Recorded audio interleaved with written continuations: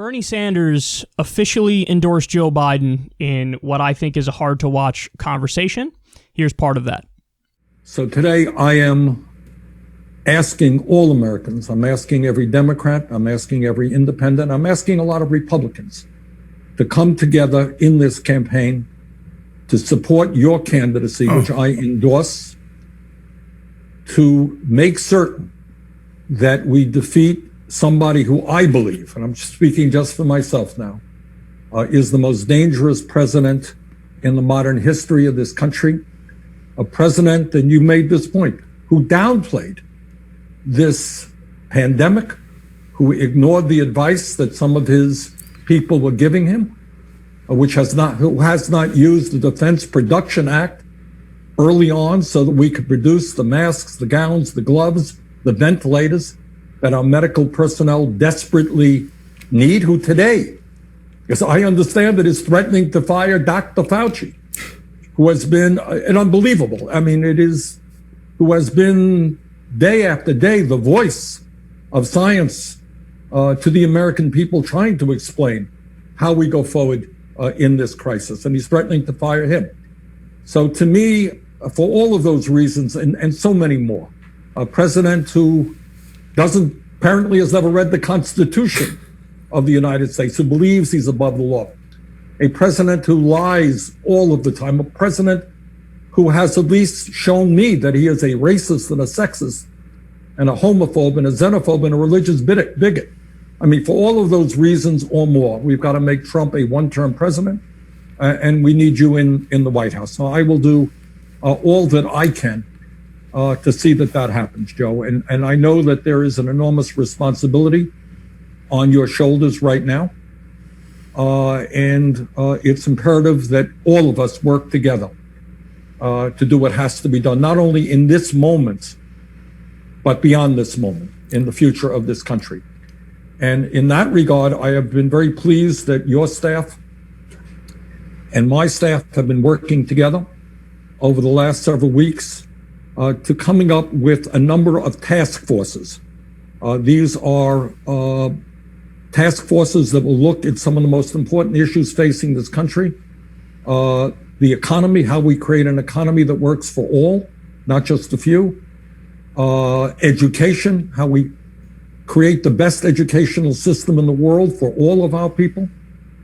How we deal with climate change, which, as you indicated, is an existential threat to the planet.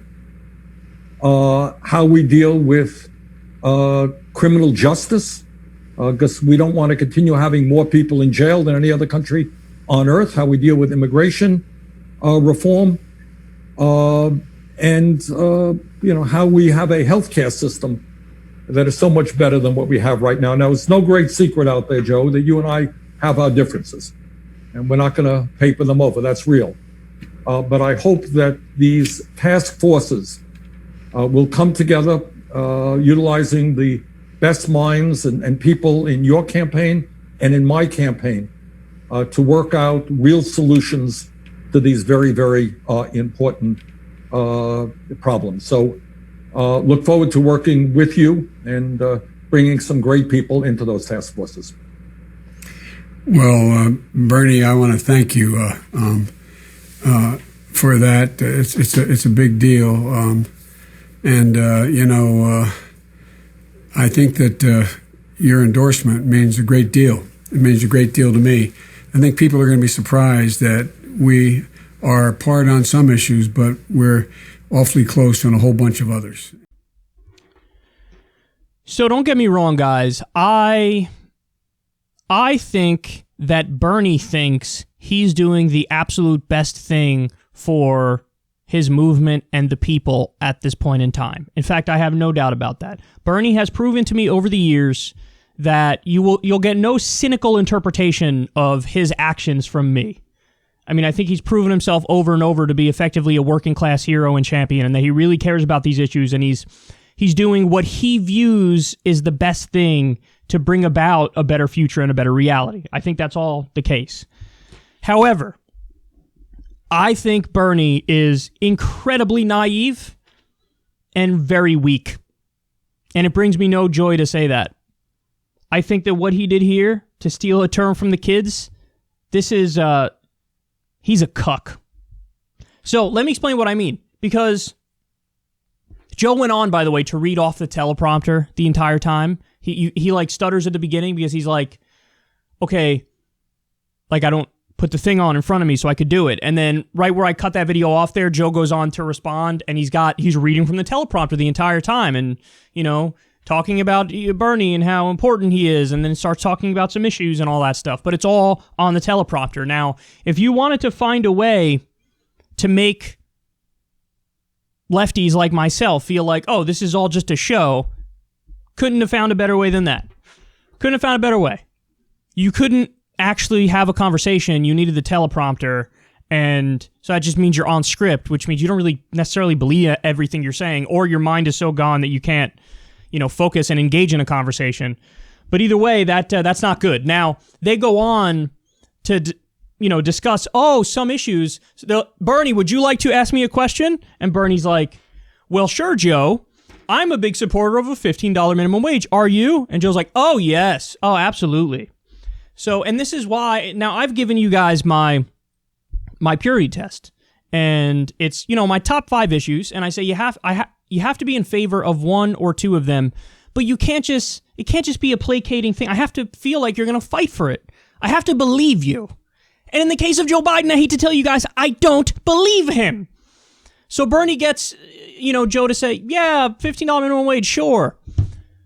Did you guys know that Barack Obama and Joe Biden were in office for 2 terms, and at one point they had a supermajority, and they never got a minimum wage increase? Did you know the last time we had a minimum wage increase was under George W. Bush? Did you know that? So I don't believe you, Joe. I don't think you're going to get me a $15 minimum wage. If I thought you did and I thought you were going to fight for it, I'd vote for you because that passes my test. Now, maybe I have to think about that a little further because he's actually a war criminal, and I have a very big problem voting for a war criminal. So, I don't know. That'd be a tough one that I have to consider for a while because there are mitigating factors like being a war criminal that I genuinely believe that Joe Biden should be behind bars today. But I digress from that. So what could Bernie have done that I think would have made sense, would have been reasonable, and something where I would have supported him, and something where they could have gotten me to vote for Joe Biden? I definitely think it's possible they could have done it. Let's say Bernie Sanders has a meeting with Joe Biden, as I'm sure they did, in the weeks leading up to this moment here. And he says, Joe, listen, man, I love you, but we saw what happened in 2016, and basically me and my movement, we were placated. And we didn't actually get the extractions and the concessions that we thought were fair. We feel like we got screwed, to put it plain and simple. So, Joe, here's what I'm proposing to you. I put together a list of these 10 executive orders. These 10 executive orders are not things that you've, openly said, like, I'm against this, like Medicare for all. These 10 executive orders are areas where you do have the wiggle room. And you do, if you really open your mind and open your eyes, you might actually be in favor of these things, okay? Things like legalizing marijuana. Because, he famously wrote the crime bill and he was a big drug warrior, but recently, Joe's tried to soften his rhetoric on that, like, no, I'm not like that anymore. So Bernie could have put together a list of 10 bomb executive orders. Just great, whether legalizing marijuana in that you take it off the scheduled substances list. Right now it's a Schedule 1, at least lower the schedule rating.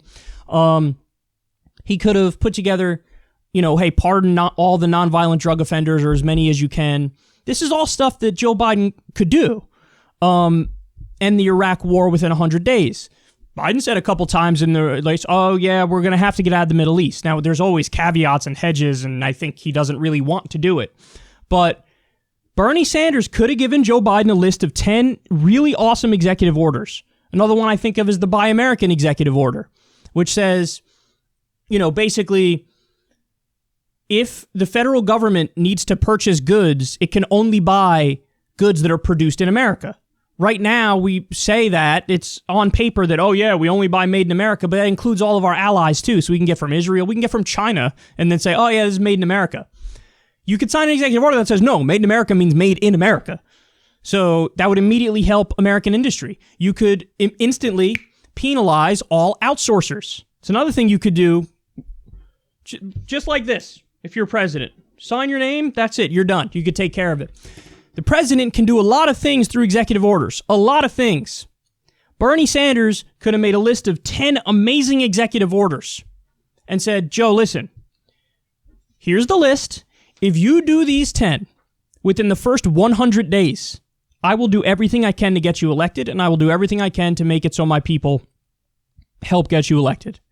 If you tell me you don't want to do these, good luck in November. Now, there's no way Bernie would do this because he was already telling people in the middle of the race, if I lose, I'll support the Democratic nominee. Now do you see the problem with that? And now Alexandria Ocasio-Cortez is doing the same thing. In every interview she's giving, she's like, okay, so I'm definitely going to support the Democratic nominee. I'm definitely going to support Joe Biden. But man, do I need concessions. Concessions for what? You have to withhold something. You need to have something of value to them for them to give you anything. What's of value is your support. If you pledge your support up front, they're not going to give you Dickie McGee's axe. How do I need to explain this to people? Like, this should be obvious. You can't say, I'm definitely going to vote for you, and by the way, here's my list of stuff I want you to do. No, you have to be like, I'm going to withhold my support. I'm not going to vote for you if you don't do the things I want. Now, you say to me, well, Kyle, Joe could just walk away from that. Except he can't because Bernie represents a 30% chunk of the Democratic voting base. He's got all the young people. Joe got waxed, son, in like the under 45 demographic. It's like all of Generation X and all of the millennial generation that, voted for Bernie. So, I mean, he's not that dumb where he thinks he could really put his middle finger up to all Gen Xers and all millennials. So I think he really would have had to do it. Worst case scenario, guys, is I could see Joe Biden and his team taking a look at the 10 executive orders, crossing out the 5 that they think go too far, and saying, okay, here are the 5 ones that we will do. You have my word, Bernie. I'll do them in the first 100 days if I get elected. And we're all set.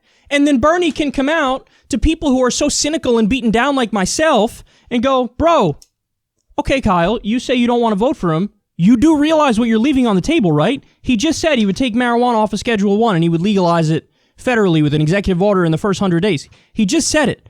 I have his name in writing saying he's going to do it in the first 100 days. It's right here.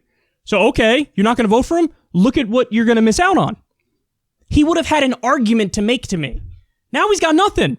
Because even the things that they say, oh yeah, I agree with you on that, there's nothing tangible. There's nothing on paper. There's no time limit. That's what I'm saying. If you say within the first 100 days, I will do this as an executive order so I know that it's not contingent upon Congress blocking it, well, then now you have my interest.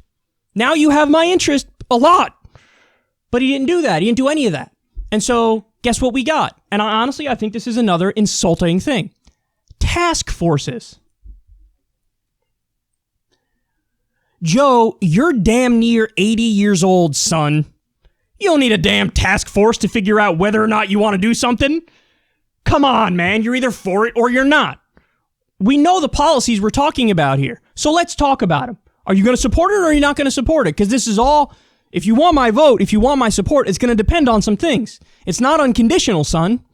But Bernie has gone down that, cuck path of like, Trump is so bad, he's so really, really, really bad that no matter what, we have to support the Democrat. And so when they give us Dickie McGee's axe, I have to take it. Well, you just squandered all of the leverage that you had, and you did have leverage. You did have leverage. When you got 30% of the party in a movement at your every beck and call, you have leverage. And if you think maybe I'm being too much of a hard ass and playing too much hardball here, oh please. I know people within the campaign at the top echelons who are like, Bernie should have done exactly the thing that you're saying that he should do. Exactly the thing that the exact format. Here's 10 executive orders. Here it is. You have to do these in the first 100 days or good luck and I'm going to walk away. But see, in order to do that, you have to be willing to walk away. And Bernie's not, because Bernie's a team player. Rah, rah, Democrats, yay! Well, what happens when the Democrats give you nothing? What about that? Well, then they just go back into the Trump bad mode, and that's it. Well, congratulations. Very, very high-minded. Oh, Trump is bad. Oh, I didn't know that. I couldn't tell. Jesus Christ, it's like dealing with children. This is a game. This is a scam. This is a ruse. Again, I think Bernie thinks he's doing the right things, but this is the weakest thing I've ever seen in my life. How are you going to run in 2016, lose, get nothing, build a movement, almost win, and then there are no actual do or dies. There are no actual staples that you're asking for to support Biden. There's no there. There's no like, you have to do this or I'm gone. It's just like, oh, we made some task forces and oh, here's a couple issues where Joe pretends to agree with me. Insulting, man. It really is insulting. And now I can't wait for the nonstop, pandering on cultural issues, which, by the way, might actually hurt Biden more than help Biden. What would help Biden is real concessions to the left on policy and economics. That would help Biden. What would hurt Biden is what he's about to do, which is overly woke signaling nonsense. Here, let's get a stream going, with a bunch of famous artists. look at me! It's like Bernie did the other. I'm hanging out with Cardi B. It's Cardi B. It's young people, Cardi B. This is what they're doing. This is what they think of you. This is how they treat you and every issue you care about. God, it's really depressing, man. It's really sad. It really is. All right, so you guys know what I thought Bernie should have done. And by the way, I really think you're deluding yourself if you think he wouldn't have gotten at least 5 awesome executive orders out of this. Executive orders that you could have made so good that even I would be on board. And I'd say, you know what? Riding with Biden, son. Certainly possible. It's certainly possible you could have gotten me there. You want to know why? Because I'm reasonable. I'm not... A lot of people misinterpret things I say on this show. And they think like, he's so unreasonable. He's got these lists of demands, and if they don't meet it, that's it. Well, I told you guys my purity test. Yes, I have 5 very important issues to me, but I said 1 or 2 of those issues, I just have to be convinced you'll fight for them, and you're good. You're good. In the case of Biden, since I know he's not going to do any of the issues I care about, I made an extra exception. Pick Bernie or Nina for VP, and I'm there. So don't say it's... I actually have a very, very, very, very, very simple pass to test. Simple pass to test. Simple test to pass. I'm dyslexic. Like, it's very straightforward. My standards are very reasonable. And he still can't pass him, And Bernie was just not capable of approaching this the right way where he could have gotten people like me on board. But the good news I have for everybody, or just the news, depending on how you view it, is that I don't even know if it'll matter, man. Because this election, Biden can win this election no matter what. Like, it's possible he could win this election. It could go Trump, it could go Biden. We got a real race on our hands. Because as much as Biden is losing with people like me, Biden is winning with the suburban CNN, MSNBC drunk middle-aged voter. So, but there's a weird kind of realignment happening, and in this weird kind of realignment, like the economic left, the young left, is just being left as roadkill. And we're not part of any of the realignment. It's a boomer country, and it's probably never been more so that.